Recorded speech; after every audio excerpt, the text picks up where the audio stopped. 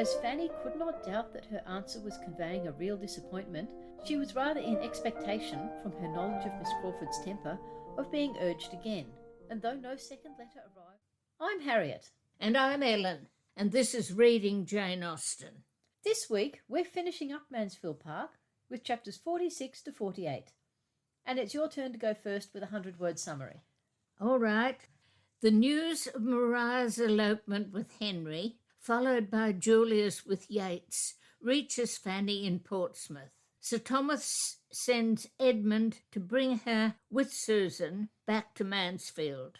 Edmund tells her of his final meeting with Mary and the irreconcilable differences between them. Sir Thomas reflects on the failures of his education of his children. The author gives a summary of Maria and Henry's affair and separation, Julia's and Tom's reconciliation with their father, Mr. Rushworth's divorce, Maria's establishment with Mrs. Norris, Henry's regrets, and the Grant's move to Westminster.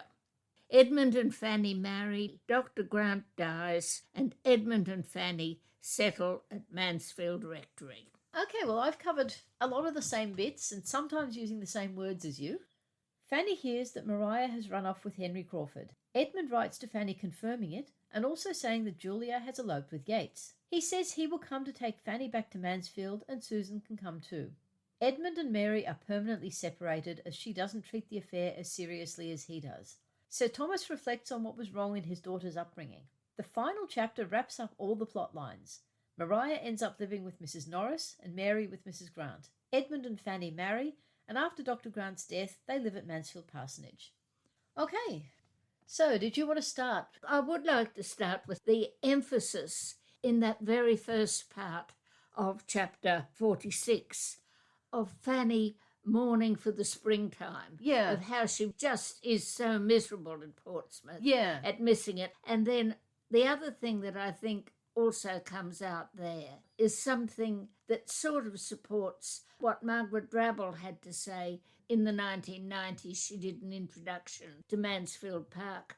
She was sort of convinced that the whole of Mansfield Park is based on the contrast between the country and the city, you know, very traditional literary focus, which is on the difference between town and country. But my feeling is it's only one of, there are a whole lot of things where she does a contrast. Because as you were saying that, I was thinking, well, you've got the London-Mansfield contrast, which is in attitudes, but you've also got the Mansfield-Portsmouth contrast, which is completely different from the Mansfield-London contrast. Yes, and there are sort of others, this, you know, the contrast between the principled people and the unprincipled people. Yeah.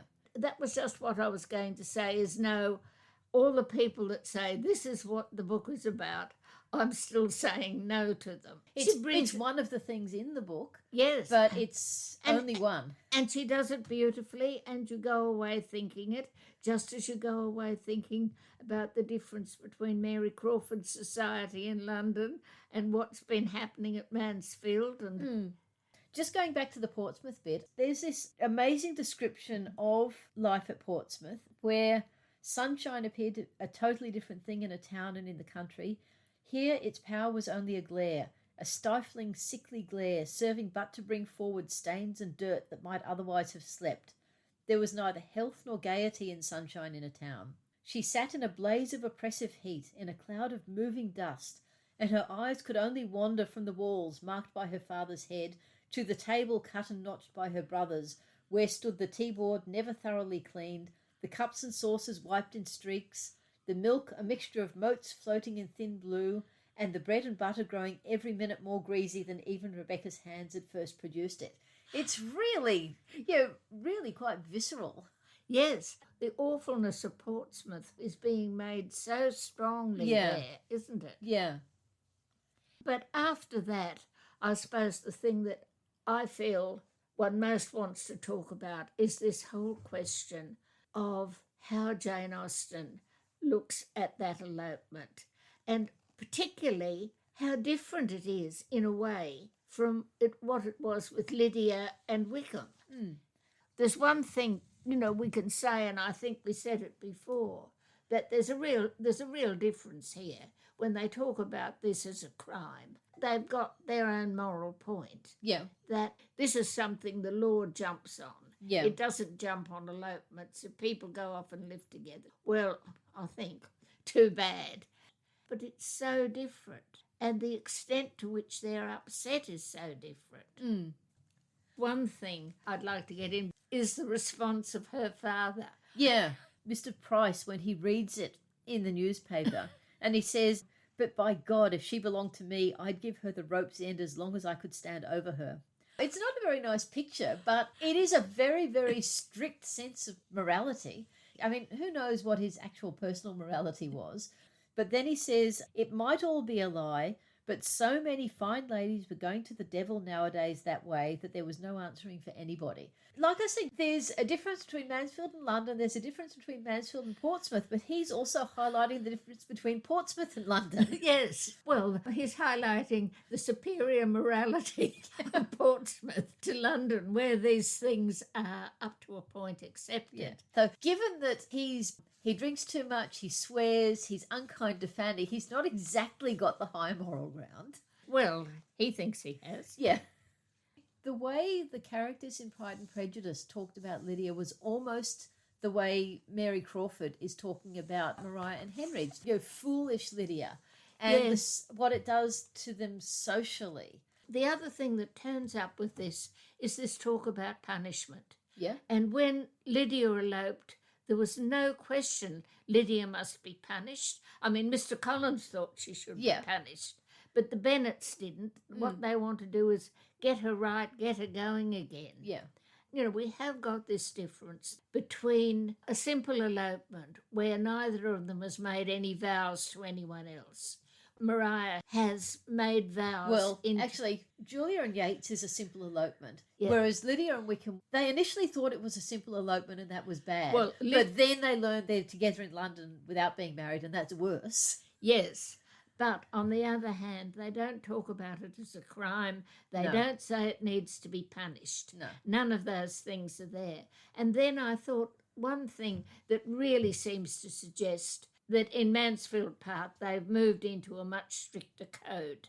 Edmund is so fussed that Mary Crawford wants them to marry. No, he says, why would they want Maria to marry Henry Crawford?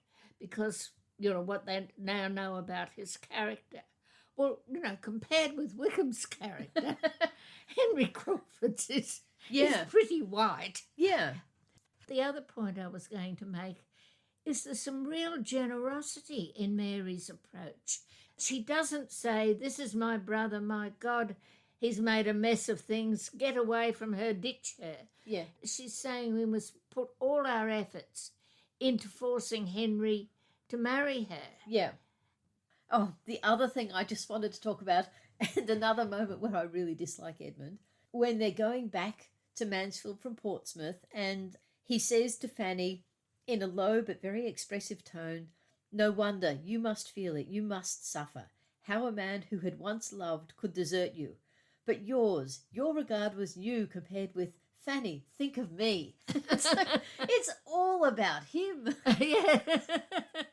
Yeah, then we have another conversation between Edmund and Fanny about Mary, where Edmund is still defending Mary, and I think basically defending her rightly, in that he's saying, "Where, Fanny, shall we find a woman whom nature had so richly endowed, spoilt?" He's still basically saying Mary is a nice person who's been damaged. When Fanny says that what Mary said to Edmund was cruel, he says, "We differ there. No, hers is not a cruel nature. I do not consider her as meaning to wound my feelings. The evil lies yet deeper in her total ignorance, unsuspiciousness of there being such feelings." Well, at least to me, that's Mary. Well, he's put his finger on what's the problem. He wants her to know about those feelings. Yeah, and then the other thing he says about Mary is, "Hers are faults of principle, Fanny, of blunted delicacy and a corrupted, vitiated mind." Which is pretty awful. But again, the reflection is more on London and her friends than on her. Yes. He's still excusing her. Jane Austen's final chapters are often a wrap-up and often don't have dialogue. But I think what makes this one, to me, different to some of the others is there's so much explicit moral judgment being made and so much statement of where things went wrong. Yes. And you're really basically being told this is what you need to think of people rather than just being told this is what happened. But it's a wrap-up also, of course, of the sort of the multiple plots. You've got the abandoned orphan with Fanny. Yeah. You've got the sort of standard romance plot. Yeah. And you've got that cautionary tale of Sir Thomas. This chapter keeps on coming back to Sir Thomas. 5 separate times, sometimes really long, sometimes shorter, we get Sir Thomas's reflections on stuff, on what he did wrong at a practical level or on the morals or on how to bring up children. But interspersed with that is the more practical descriptions of what happened in the past or what happened in the future, which is more like a Jane Austen final chapter. But it keeps coming back to Sir Thomas's reflection, which is not something that normally happens in a final chapter. He knows he's done the wrong thing, and this is why he's done the wrong thing. But I think basically the gist of his thinking is that firstly he blames himself for letting Maria marry Mr. Rushworth. That's a specific event he blames himself for. But then he generally reflects on their upbringing and how he let them be a combination of indulged by Mrs. Norris, and therefore he tried to counter that by being strict. But all that did was distance himself from his daughters and miss the fact that their education was not giving them this principle. I think the thing that really set everything wrong was him going to Antigua at that particular stage in their lives. Yeah. They're moving out of their teens into their adult life. And then he goes away. Mrs. Norris gets totally out of hand. Yeah. More or less infantilises Lady Bertram even more, but also encourages the girls to do the wrong thing and get the wrong attitude. Yeah. Well, to move from Sir Thomas's attitude. But if he hadn't gone to Antigua, definitely Maria would not have married Mr. Rushworth. Yeah, it would never have got to an engagement. The thing in this final chapter that I find a problem, I really find her wrapping up of what happened between Maria and Mr. Crawford. We don't get told enough about what is happening to get a real picture. All we've got is the gossip column account, and you've got to try and, use your imagination probably more than should be demanded of you. In this final chapter, she does fairly explicitly state what happens. I thought your concern was that you don't find Henry's motivations as depicted in that. I find it very difficult. We're not given enough information to make it satisfactory. We don't know why did she have to escape rather than just have a quiet affair with him. Yeah. Was she already having an affair with him, and that's what the servants saw? I think so. Yes, but see, that's the sort of thing that's absent. We are told that her passions were greater than Henry had realised. Yes. Henry thought he was having a flirtation, or maybe even thought he was just having some sex on the side, but he didn't realise that her passions were actually much, much greater than that. Yes. And so to her it was more than just a bit on the side. To her it became everything. We have to think that the servants were they had picked up on the fact. Yeah. And she feels it's the time to rush off with Henry. Yeah. And she turns up and pressures Henry. Yeah. One thing I'd like to say about the conclusion.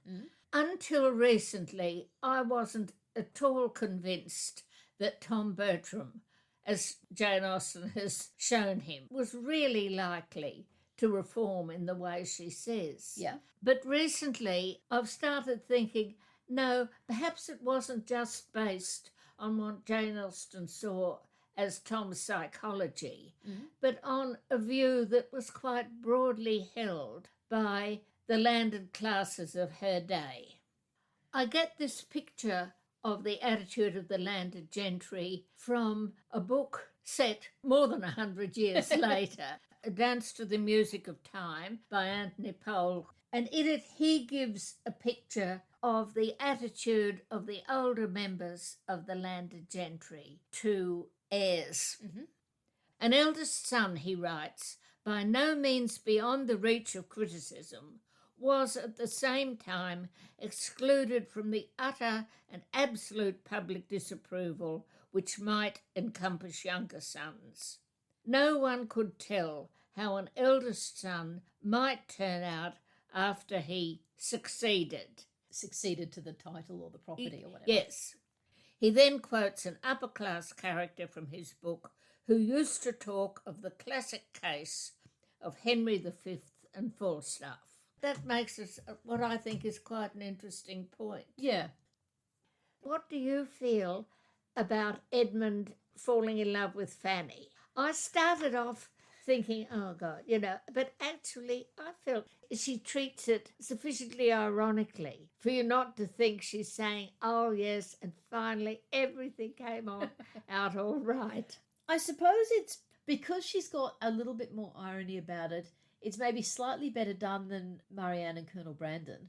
But Yes. I do have to say, I was 15 when I first read Mansfield Park.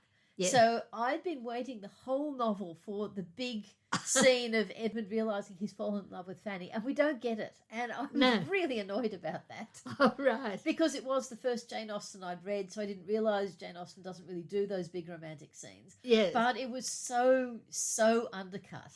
You have to admit that Edmund is marrying Fanny on the rebound. When you're not like 15-year-old me looking for the big romance scene, it is actually funny when she says, I purposely abstained from dates on this occasion that everyone may be at liberty to fix their own, aware that the cure of unconquerable passions and the transfer of unchanging attachments must vary much as to time in different people. Yes. So yeah, it is funny.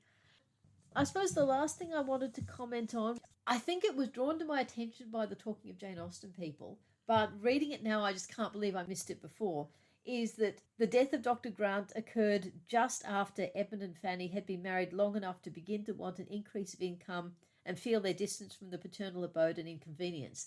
Now, in the same way I didn't get the olive branch reference in Mr. Collins's letter in Pride and Prejudice, I totally missed the fact that that obviously means Fanny is pregnant. Well, no, I took it was probably the second or third child. Yeah. See, I thought the bit about distance from the paternal abode might mean the first child, so by being closer to home they get a bit more support. Either way, it means they're having a family. Yes. Actually, something else I was wanting to say, in the academic criticism that was current when I was first thinking seriously about Mansfield Park, those groups like Tony Tanner and Marvin Mudrick, and I think somebody refers to them as the Tory ones, who were asserting that the theme of Mansfield Park was the triumph of this morality principle discourse running through them against the values of high society represented by the Crawfords, and they were twisting themselves in knots trying to demonstrate that Mansfield or Fanny or perhaps even Sir Thomas symbolised these values. But I'm more and more convinced that the power of Jane Austen does not lie in major philosophic themes, but in Jane Austen's wonderful power to be the opposite of what she criticised in the novel Self-Control, which, she said, was without anything of nature or probability in it. And much of the charm of Mansfield Park is that the plot is driven forward by what she calls natural, possible, everyday things, full of fascinating contrasts, besides principle versus lack of principle, spring in town and country, London versus county society, wealth versus poverty, a well-ordered house versus a ramshackle one, folly versus vice. But I don't think we can identify any of these as the themes of the novel. She is choosing to display them in an archetypal kind of plot that gives the reader a satisfactory sense of closure. In the case of Mansfield Park, it is this tale of the abandoned orphan who engages our sympathies from the start, which leads into the standard romance plot where the heroine gains the prize of the man she loves in spite of all the obstacles, in themselves interesting in the Jane Austen way, in her path. Yeah. Okay, so favourite sentences. Some of the sentences I'd highlighted as my possible favourite we've ended up reading out earlier, so I'll go with this one just because it's just another example of, it's not side-splittingly funny, but it's just the amount of cleverness in a simple sentence. As nothing was really left for the decision of Mrs. Price or the good offices of Rebecca, everything was rationally and duly accomplished and the girls were ready for the morrow. Yeah. I just love the way it basically says that because Fanny and Susan could do it all themselves, it was done properly. Yeah. Well, the one I've chosen is one of the ones that makes me feel a lot nicer about Fanny and Edmund getting together, even though, as you say, it's sort of hidden. It's just the sort of quite charming way in which Jane Austen, the irony she's using as they get together. Edmund has decided he wants to marry Fanny. Yeah. And he says, she was, of course, only too good for him. But as nobody minds having what is too good for them, he was very steadily earnest in the pursuit of the blessing, and it was not possible that encouragement from her should be long wanting. That was another one I had highlighted as a possible. Yes, she is being so sly about both of them. Yes.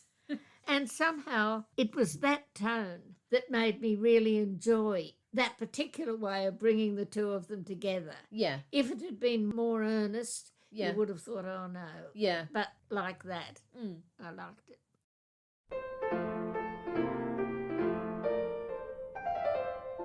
So for this last episode on Mansfield Park, we're finally getting to our in-depth discussion on Fanny Price. I think it's safe to say that Fanny Price is Jane Austen's most divisive heroine. One thing I wanted to start with is refer to an article that was published in Persuasions, the Jasna Journal, in 2014, called A History of the Fanny Wars by Linda Troost and Sayre Greenfield. The mention of Fanny Wars in the title is a term that was coined during the life of the Austen L email listserv, which was sort of from the 90s to the early 2010s, Yeah. where any time someone wrote an opinion about Fanny Price, it descended into a battleground of the pro-Fanny and the anti-Fanny people arguing about her. And even going right back to the start, the opinions that Jane Austen collected from her friends and family on Mansfield Park, some of them said they loved Fanny, some of them said they hated Fanny. Mrs. Austen said she thought she was insipid. So, yeah, right from the start there were different opinions. And this article, A History of the Fanny Wars, also comments that in the mid-20th century, there were a number of really significant critical articles written about Mansfield Park in general, but all of these male commentators came down very firmly on the anti-Fanny side. And they, of course, these were the people who were sort of holding the microphone. Yes. So the ones they identify are, in 1940, D.W. Harding said that Fanny had a distinct tendency to priggishness, and he later described her as a dreary, debilitated, priggish goody-goody, and a central failure in a potentially very fine novel. I think potentially is a bit mean too, because I think it is a very fine novel. Yeah. Then in 1954, C.S. Lewis said that Fanny failed through insipidity, so he was clearly agreeing with Mrs. Austen. Lionel Trilling made the clearly untrue statement that nobody has found it possible to like the heroine of Mansfield Park. And then in 1957, Kingsley Amis described her as a monster of complacency and pride who, under a cloak of cringing self-abasement, dominates and gives meaning to the novel. And, you know, even today, people are still arguing about Fanny Price. And I think of the anti-Fanny camp, there are sort of three main areas they focus on. One is sort of she's priggish, she's goody-goody, she's too good. One is that she's a doormat. Yeah. And then there's also people putting her next to Elizabeth Bennet and finding her wanting. Yeah. And I've actually got some notes where I address all three of those points, but I've now been talking, so I'll throw it over for what you've got to say on it. Well, what I was going to say was more give a personal response to not so much to the critics as my response to Fanny. Yeah. And from the start, I was very pro-Fanny just because of the clever way in which Jane Austen presents her, starting off with the abandoned orphan plot. So you're on side with this heroine and you move on to Fanny falling in love with Edmund, and again you move into a Cinderella plot. Yeah. So whether you approve of Fanny or not, you want her to marry Edmund, or I did, from the start. Yeah. And in a way, right up to this reading, I'd been very much a pro-Fanny person, particularly liking something I'd picked out of Lionel Trilling, where he talks about her having a grace of difficulty, unlike the grace of ease that Elizabeth Bennet had. By which he means that being good doesn't actually come naturally to her. She has to work at it. She has to work at it, and that's what you see Fanny doing. Yeah. And I like that with Fanny because it's internal. Yeah. You have this really nice picture of the person who wants to be good and doesn't find it all that easy. Yeah. That's actually interestingly something they quote in this Jasna article is someone saying, I agree with you that strong morals and true goodness are traits to be valued, but I would find Fanny more appealing if she had to struggle with staying true to her strong morals and true goodness, as the rest of us do. And I think that person just hasn't read the book very closely. I think that's what you do see all the way through. And maybe that's what lead people to say Fanny's too good, because what you are seeing is her thinking about being good all the time.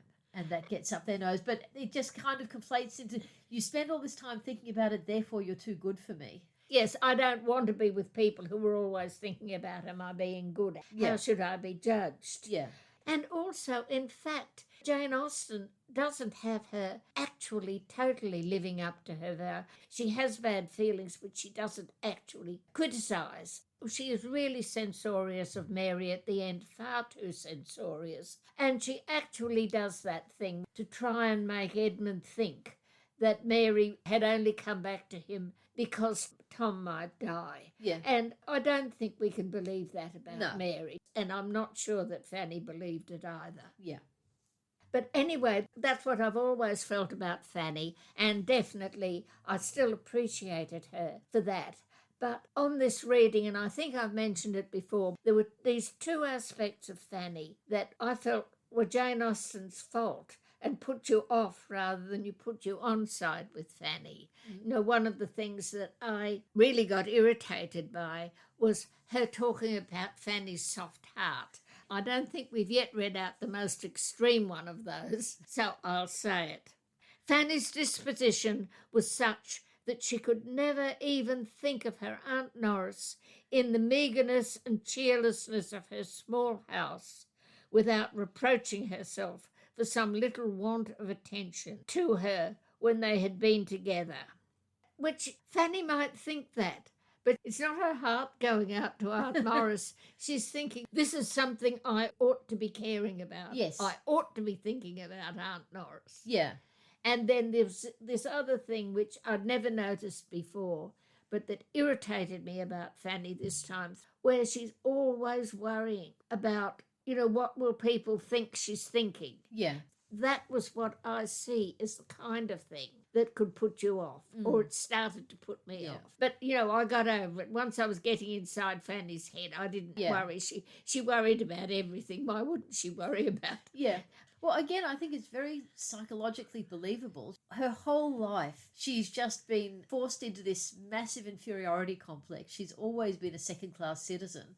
So she's obviously always going to be worried about what people will think of her.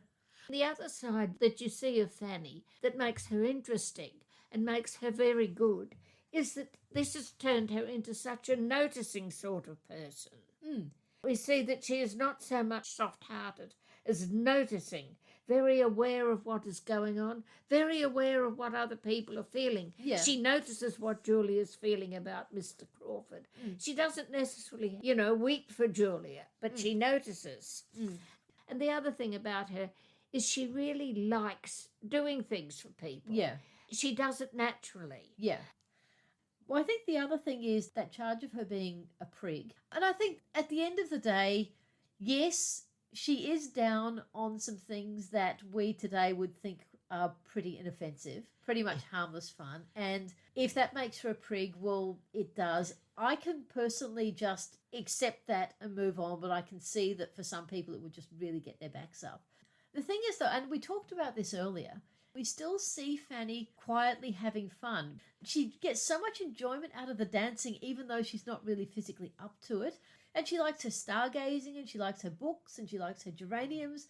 She's not this complete killjoy that some people sort of see because it is kind of overwhelmed with all the internal agonising and moralising. Yes. Although I do think, and I said it when we were talking about the theatricals, in this reading, I've changed my perspective of her attitude there, because initially I was sort of thinking good for you, Fanny, standing by your principles. You believed all the way through that they shouldn't be doing this and you didn't take part. And that's not what was happening. She was freaked out by the idea of having to act, but she still disapproved of it, but she nonetheless was enjoying what she was seeing and what she was doing. Fanny was as much a part of it as anyone, the only difference being she wasn't standing on the stage. Yeah. But yeah, so I just think the priggishness thing, it may be a line in the sand for some people that they don't agree with her values. But for me, it's not a criticism because it's an inherent part of the character that Jane Austen conceived, that she has all these internal rules and things she believes is right, and she's constantly measuring herself against them.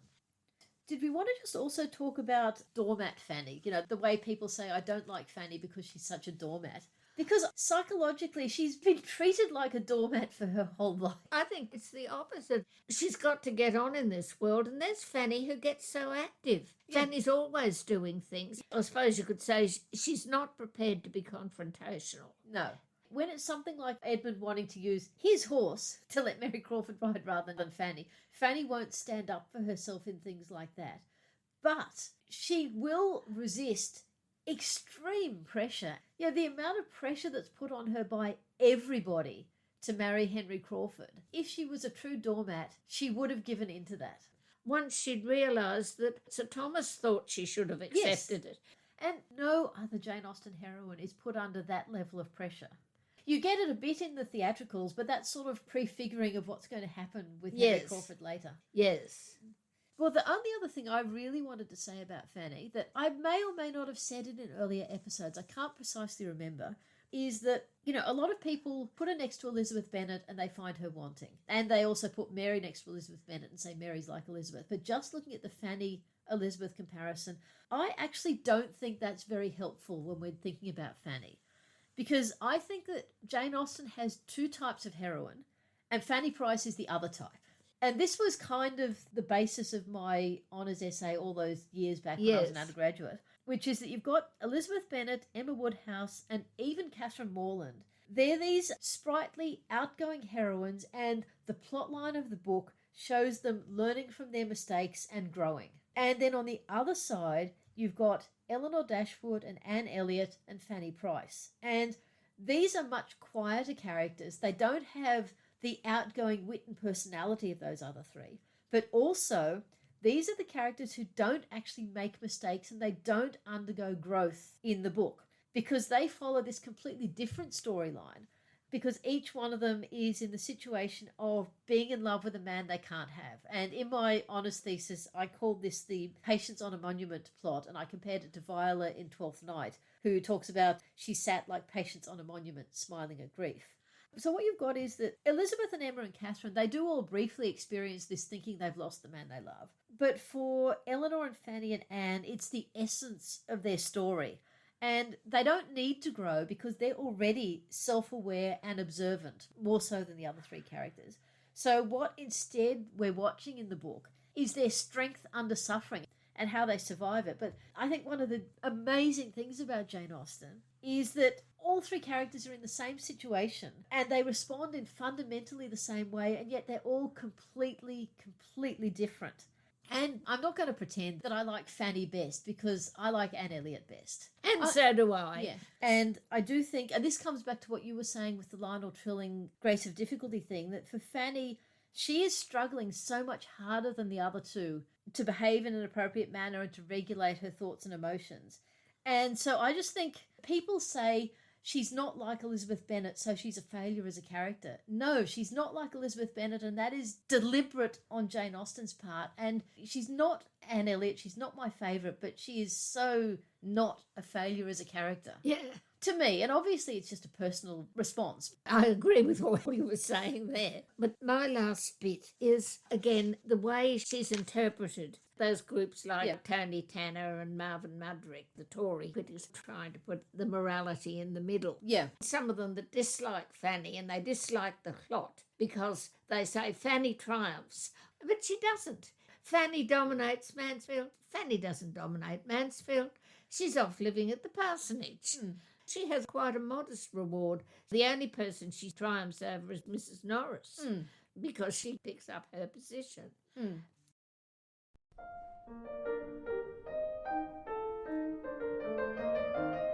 Well, I want in this section to try to unpick Jane Austen's beliefs about principle and education, the beliefs that underpin her explanations of Sir Thomas's problems with his children. We've already talked about the importance of principle in the gulf between Edmund and Mary and in Fanny's objections to Henry Crawford, but in these final chapters they figure large in Jane Austen's cautionary tale of Sir Thomas and his failure to inculcate principles in his children, especially Maria. The link between education and principle is raised quite early in the book when Jane Austen is describing the early education of the Bertram children, where she says, "It is not very wonderful that with all their promising talents and early information, they should be entirely deficient in the less common acquirements of self-knowledge, generosity, and humility. In everything but disposition, they were admirably taught." Sir Thomas did not know what was wanting because, though a truly anxious father, he was not outwardly affectionate, and the reserves of his manner repressed all the flow of their spirits before him. And Jane Austen brings up the subject again at Southerton when she's talking about poor Julia having to stay with Mrs. Rushworth.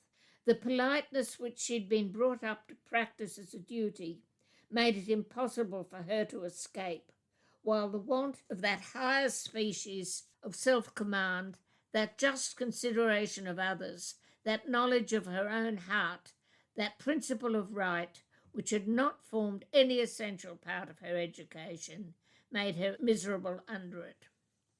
Sir Thomas only comes to realise this problem after Maria's elopement. In his final meditation on this subject, he comes to believe it was because he had no notion of their true dispositions that he made this mistake. He had meant them to be good, but his cares had been directed to the understanding and manners, not the disposition, and of the necessity of self-denial and humility he feared they had never heard from any lips that could profit them. Bitterly did he deplore a deficiency which now he could scarcely comprehend to have been possible. Wretchedly did he feel that with all the cost and care of an anxious and expensive education, he'd brought up his daughters without their understanding their first duties or his being acquainted with their character and temper. What I want to point out now is that this belief that education should be adapted to the child's disposition was actually an aspect of education that was current at the time. I've been having another look at Maria Edgeworth, the novelist who wrote Castle Rackrent and was admired by Jane Austen, with her father. I think I talked about them before with the Rousseauist side of their education. They wrote these books called The Parent's Assistant and so on, but in some of her sort of novels that are half children's books, half real novels, she gives accounts of education that are sort of a bit more realistic. In one of these books that I'm quite fond of, called The Good French Governess, this governess comes into this fashionable family and deals with the children. So she looks at the way the governess analyses the dispositions of her 4 pupils and takes 3 different approaches to teaching them. There's one of the girls who's got a very good memory, very proud of herself, thinks she knows everything, and the governess explains to her that she should be doing more thinking and so on. And she's got a younger sister who is very despondent about herself, and Madame de Rossier interests her in serious books and feeds her more and more serious books until she's able to converse properly with her sister. And then one of the most interesting parts is the little boy who's been being taught to read by one of the servants, and she's put him completely off reading, and he doesn't want to do anything to do with books or reading. So Madame de Rossier takes him to a rational toy shop and buys him some rational toys, which you have to put together by matching A with B and B with C, and they have instructions telling you what to write, and that encourages him to read, and she also manages to change his whole disposition as a result of good treatment. But Maria Edgeworth sees this sort of approach as also appropriate for moral training. In the story that follows the good French governess, she describes two girls, one left by her card-playing mother to a French governess who follows very much the Aunt Norris plan of praise and indulgence, while the other girl is carefully trained by her mother. At the age of 14, they appear very similar, but once they are out, Lady Augusta, with the card-playing mother, emerges as a mercenary flirt, while Helen Temple, the other one, is modest and maidenly, and I think, but I've only skimmed the end, captures the matrimonial prize in this story. I think that's where Jane Austen and Sir Thomas, that fits in with their ideas. These are ideas that were around. But what I want to look at now is whether actually Jane Austen's plots support what she says has happened, that principles are only internalised by people taught to think on serious subjects. If so, why are Jane and Elizabeth principled when Lydia isn't? Did Mrs. Bennet do the right thing with the older girls and not with the others? Why are Fanny and Edmund principled in their teens and the other young Bertrams not? Why do Julia and Tom turn back to these principles after the shock of Maria's flouting them? Why are the Crawfords, who have not even been instructed theoretically in their religion as the Bertram children were, so attracted when in Edmund and Fanny they encounter people who do actually bring their principles into daily life? In fact, Jane Austen, through Sir Thomas's thoughts, comes up with a new explanation for admirable principles that seems to contradict so much of what the book seemed to be saying when he meditates on the Price family. In the general well-doing and success of the other members of the family, all assisting to advance each other and doing credit to his countenance and aid, Sir Thomas saw repeated and forever repeated reason to rejoice in what he had done for them all, and acknowledge the advantage of early hardship and discipline and the consciousness of being born to struggle and endure. Well, up till now, we've been given this appalling picture of the Price household. In every way, much the opposite of Mansfield. And yet it is in this chaotic environment, not in calm, disciplined Mansfield, that the children learn to govern their inclinations and tempers by the sense of duty which can alone suffice. All three of them that he's thinking about, though, Fanny and Susan and William, they start out in the Price household and then they're taken away somewhere else where they get guidance from someone else. Because, Michael said in the Navy talk that someone was kind of responsible for their development, and in Mansfield, Fanny had access to the governess. But what you see particularly, I think, is Susan. You see the Susan who has only been in the Price household, and she doesn't have proper governance over herself until Fanny comes in and teaches her, recognises that her impulses are right, but her behaviour is wrong. And so I think what we're seeing there is that they have these hardships, but then when they're taken away and transplanted somewhere else, they are more receptive to a better way of thinking because of the hardships they've undergone. Whereas, well, to continue the planting metaphor, the hothouse ones who've only ever been in the hothouse don't respond as well because they've never known the hardship. But I don't think she's saying that if we just left them in the house in Portsmouth, they'd do okay.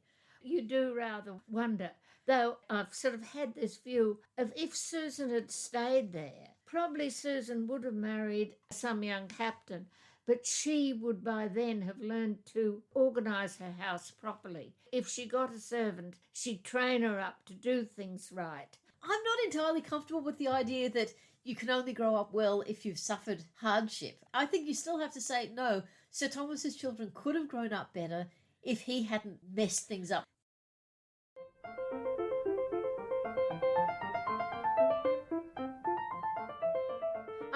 issue that all of the adaptations of Mansfield Park struggle with is the fact that in these last 3 chapters, so much of the action, which is some of the key material in the book, is delivered to Fanny at second hand. It doesn't happen on stage.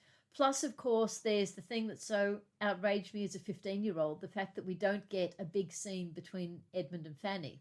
Most of the other books at least give you a little bit more to go on, don't they? Yeah, even if they don't have a scene with full dialogue, we at least get the scene, so there is a context that the filmmakers can then build on and add their own dialogue to. But in Mansfield Park, there's not even that.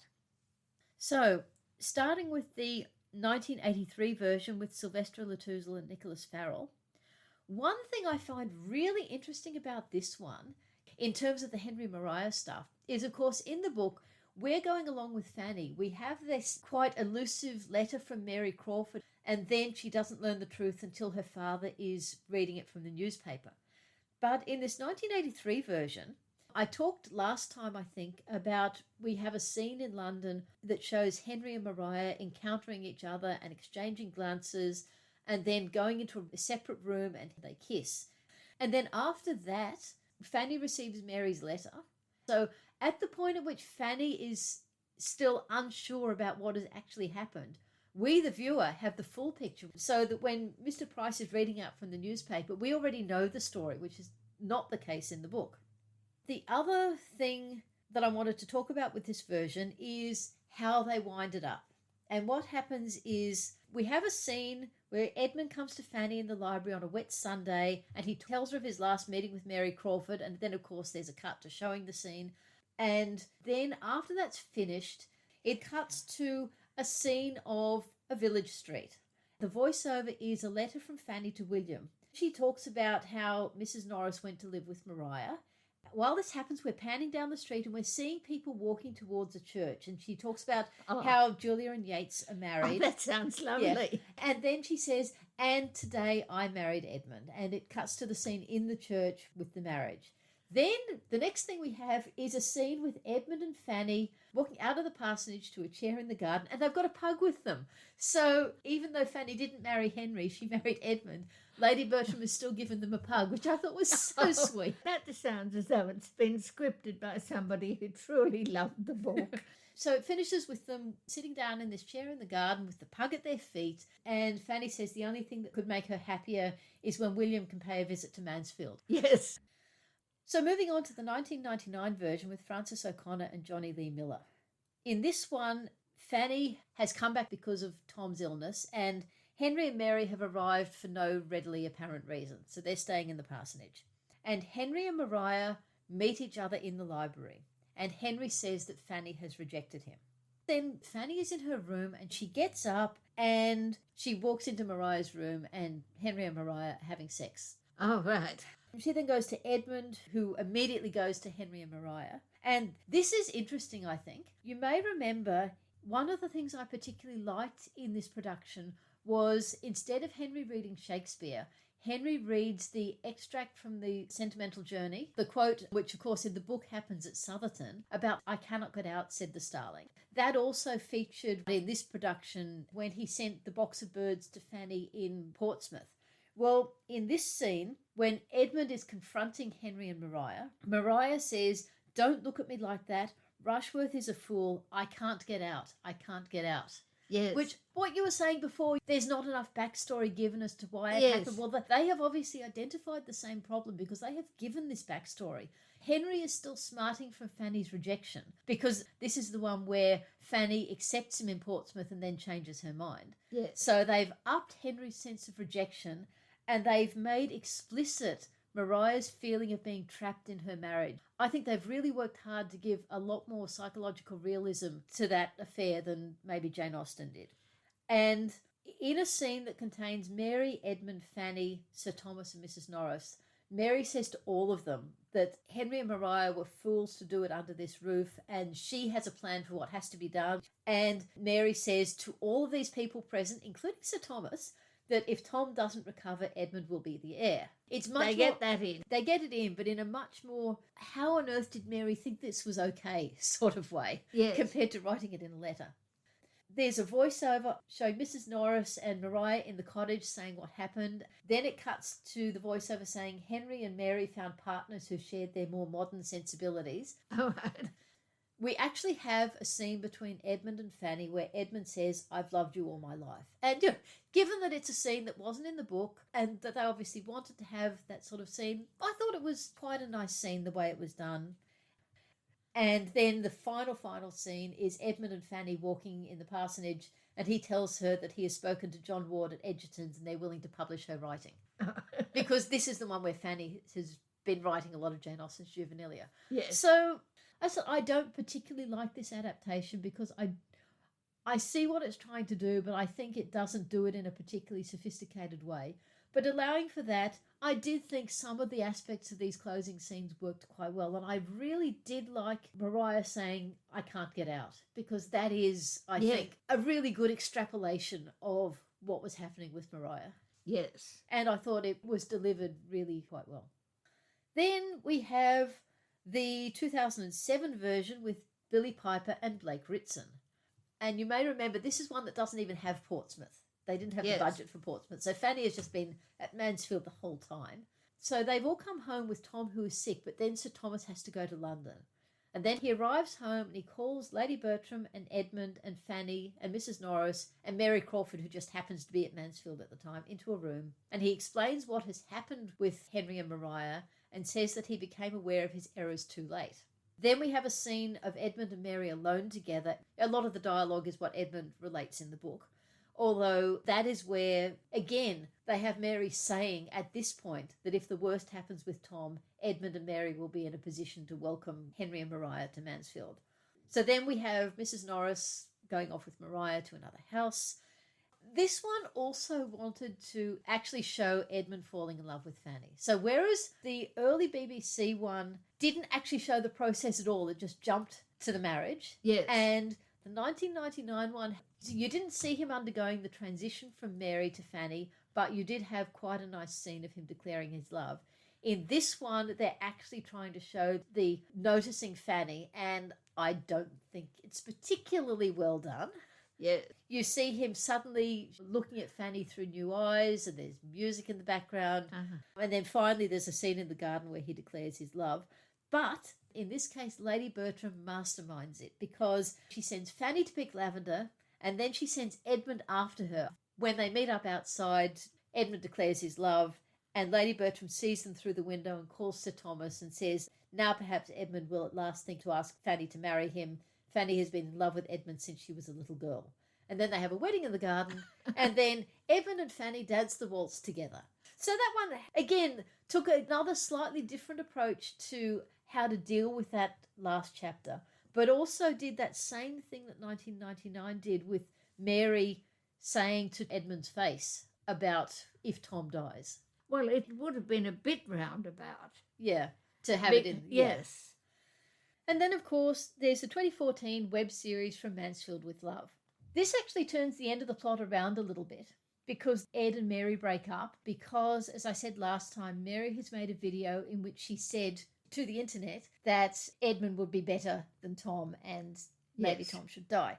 So that's why they have a big argument and split up. But as part of that argument, Mary then says she doesn't see why it's so unforgivable. After all, they all forgive Rhea for her and Henry. Yeah. Which is like a bombshell, because there hasn't been anything about this yet. Although it comes out Rory Rushworth had just found out, and Rhea goes to Henry and he's not there. He's gone somewhere. So Henry's even worse in this than he is in the book. And another big difference that I actually really, really like is that we have a scene of Ed unburdening himself to Frankie, and then he tries to kiss her and she won't let him. She says that he doesn't love her, it's just a rebound thing, and that's not enough for her. Essentially, I deserve better than this, and she orders him out of her room, which I think is great. She says she's not going to be a doormat anymore. Of course, in the end, they do get together, and it's only about a month later because obviously they're on a time frame. But I did like the fact that when he tries to go to her on the rebound, she's not having any of it. I think that was really good. And then how the rest of it wraps up is that Julia and Yates go off to travel around the world, starting in Scotland. And Tom kind of seems to be on the road to getting his act together. Mrs. Norris is being sent to the other hotel that they own to manage there, and Rhea is also going to go there to become the events manager, which is not actually the same kind of punishment as it is in the book. You do actually see the rest of the family kind of accepting Rhea and welcoming her back. I mean, apart from anything else, that gives her something to do. Yeah. I mean, she doesn't just have to live alone with Mrs. Norris in a cottage. Yeah. Frankie gets Mrs. Norris's job at Mansfield, which I think is kind of nice call out to her ending up at Mansfield Parsonage where Mrs. Norris used to be. Yeah. But she also gets accepted into uni. So when the series finishes, she's working at Mansfield in a more senior position, but she will be going to uni. The series finished in November 2015. But then in May 2020, they released a 20-minute video called From Lockdown with Love, which they were probably all individually in lockdown, but they got most of the cast back on little video calls with Frankie. You remember earlier we talked about Celia's House, the D.E. Stevenson book, and then I kind of stopped talking about that because it didn't really follow the plot. But just to hark back to the ending, there's a passing reference to the Henry equivalent having an affair with a married woman, but it's not really that big a deal, and it's not anyone in the central group. But the reason that the Mary character breaks off from the Edmund character, she finds out that he is not going to inherit the property. She had always thought as the eldest son he would inherit. When she learns that he wouldn't, she basically dumps him. Because all the way through she has been presented as this scheming, manipulative person. Not the Mary that we love from Mansfield Park. It's just that different perception of Mary. Yes, yes. And I just wanted to briefly reflect on those 4 film adaptations, the 1983 BBC miniseries, the 1999 movie, the 2007 TV movie, and then the web series. And I feel, on the whole, probably the one that most captures the spirit of Mansfield Park would be the 1983 BBC miniseries. Yeah. It does suffer from the sort of static, somewhat unexciting nature of those BBC miniseries, but it is the only one that really tried to be true to Fanny's character. Yeah. And overall, very faithful to the book, generally good performances, and the best Mrs. Norris. Of all the adaptations, this one absolutely has the best Mrs. Norris. And that was Anna Massey, was it? Yes, that was Anna Massey. Oh, well, she's a lovely actress anyway. Yeah. And my next favourite, honestly, would probably be the web series. Yeah. Because even though Frankie in the web series is not Fanny Price, she's an awful lot closer to Fanny Price than the other two. She has Fanny's lack of self-worth. She has Fanny's insecurities. Yeah. And she also has a sense of humour that is just not present in Fanny at all. Yeah. And also, there are so many call-outs to the book in the web series, and you really do feel it came from a place of love of the book, whereas the other two, the 1999 one was trying to do something which I would have preferred them to do it and not call it Mansfield Park, and also, as I've said, I didn't actually think they did it particularly well anyway, and the 2007 one just, I felt, wasn't very good. So that's my overall perception on the pop culture.